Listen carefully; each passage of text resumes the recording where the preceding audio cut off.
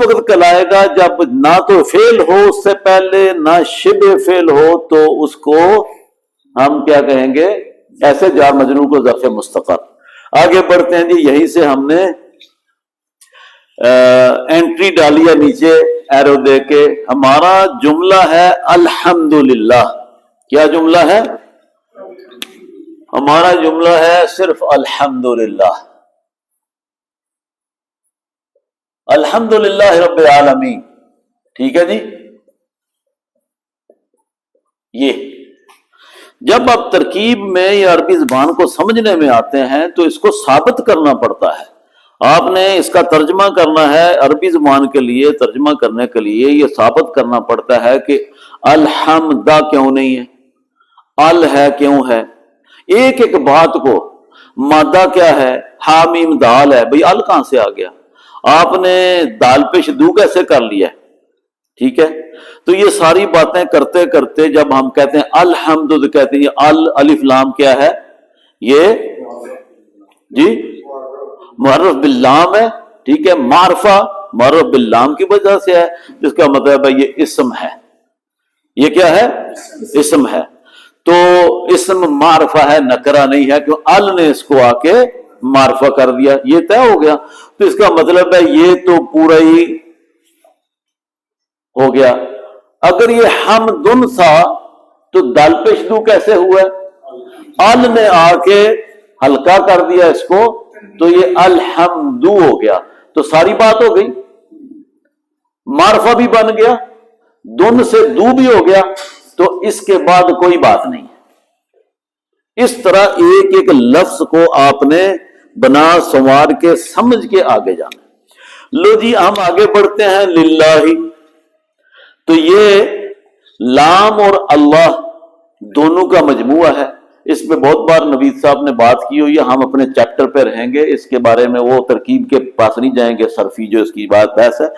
تو ہمیں یہ پتا ہے کہ لام جارہ ہے، اللہ سے پہلے آیا ہے، لفظ اللہ لفظ جلالت سے پہلے آیا ہے، تو ہم اس کو کہیں گے یہ جار ہے، اور لفظ جلالت اللہ مجرور ہے۔ جار مجرور مل کر مرکب جاری بنے۔ ہم ڈسکس کر کے آئے ہیں پہلے، کیا بات ڈسکس کر کے آئے ہیں؟ یہ دو باتیں ہم نے ڈسکس کی ہیں۔ کوئی بھی جار مجرور آ جائے ہمیں یہ طے کرنا پڑے گا اس جار مجرور کا نام لغو ہے، ظرف لغو ہے، یا ظرف مستقر ہے۔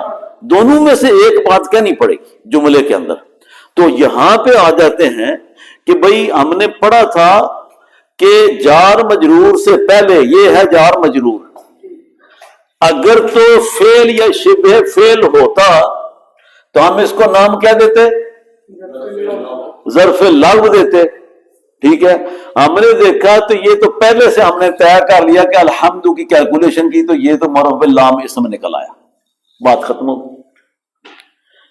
اس کے بعد کوئی فعل یا شبہ فعل نہیں ہے، تو یہ اکیلا جو لام جارہ کے ساتھ ہوگا اس کا جملے میں کوئی فائدہ نہیں ہوتا جب تک کہ اس کو کسی کے ساتھ نہ جوڑا جائے،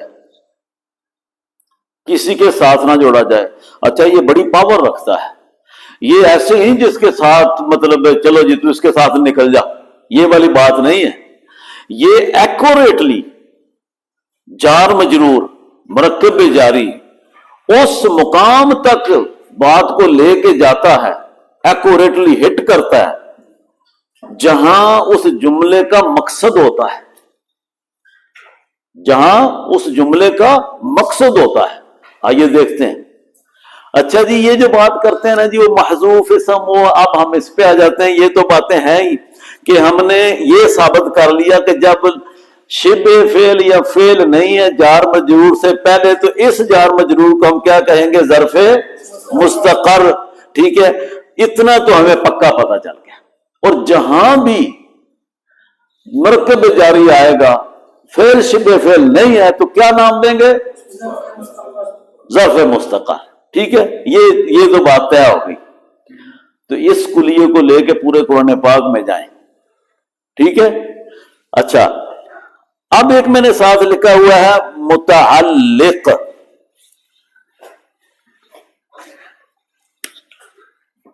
اور ادھر میں نہیں لکھتے، اتنا ہی رکھتے ہیں۔ اب ہم نے کیا کیا کہ جب یہ بات ہم نے پہلے طے کی کہ یہ اکیلا کوئی حیثیت نہیں رکھتا، تو اس کا تعلق کس کے ساتھ میں بار بار کیوں یاد کرا رہا ہوں کہ کہیں اس پہ نہ آ کے بیٹھ جائیں آپ۔ وہ نکل گیا ہوا ہے، اپنی وہ ترکیب کر کے فارغ ہو چکا ہے، لفظ کلوز کر دیا چیپٹر، آپ اس کے پاس اب نہیں آ سکتے۔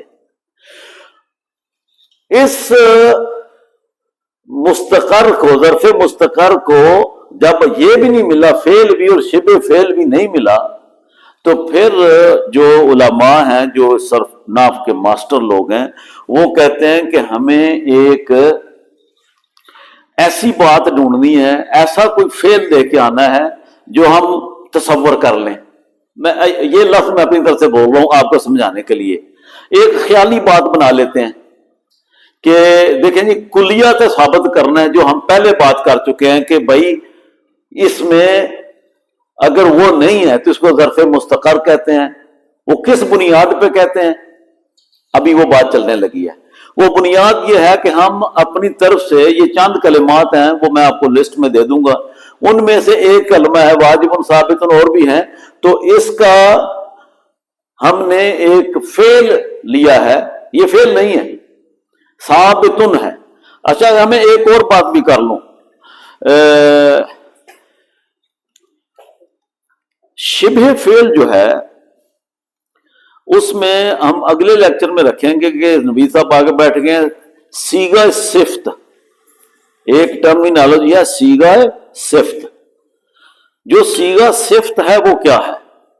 جو ہم نے اسماء مشتقات پڑھے ہیں نا، ان میں سے اس میں فاعل، اس میں مفعول، صفت مشبہ، اس میں مبالغہ، اس میں تفضیل، کچھ 6 کہتے ہیں، کوئی 7 کہتے ہیں، اس میں منصوب، یہ ساروں کو صفت کے طور پہ پکارا جاتا ہے، اکیلا صفت نہیں، کیا سیغہ صفت اس کو کہا جاتا ہے۔